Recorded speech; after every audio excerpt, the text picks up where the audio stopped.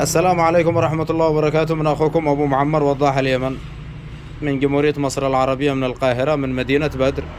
هذا عسل السدر الجبلي اليمني الذي تم تعبئته العسل السدر العصيمي. باقي معنا عسل السدر الحضرمي. معك النص كيلو والربع الكيلو والكيلو. تحية الله وسلامه عليكم. هذا هو عسل السدر، هذا العسل الأصلي، هذا هو.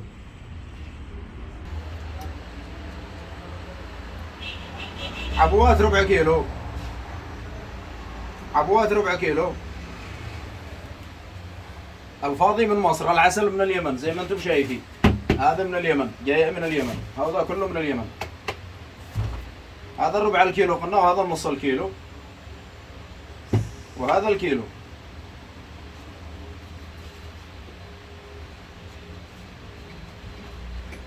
الكيلو والنص الكيلو وربع الكيلو، 7 كيلو.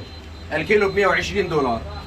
تحياتي لك، شكرا، الله يوفقك. شكرا. عادي عادي، عندي ولا عندك ما فيش مشكلة، عادي. هذا صاحبنا كان عنده فلوس جاسبها هنا، قطع التصوير، يلا ما فيش مشكلة. زي ما قلت لكم، الكيلو ب$120. هذا عسل السدر. السدر عندنا له آلاف السنين في اليمن، له آلاف السنين. ادخل على سورة سبأ في القرآن الكريم واكتب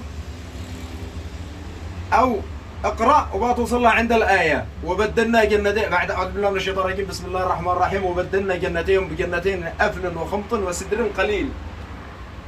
سبأ اليمن. السدر عندنا وفي الطائف، في هنا سدر في سيناء وفي الصعيد، بس مش بمستوى اللي في اليمن. اللي في اليمن له آلاف السنين. تحياتي لكم. وعندنا اشجار كثيره مش موجوده في العالم. معنا شجره دم الاخوين مش موجوده على كوكب الارض ولا في سقطرى.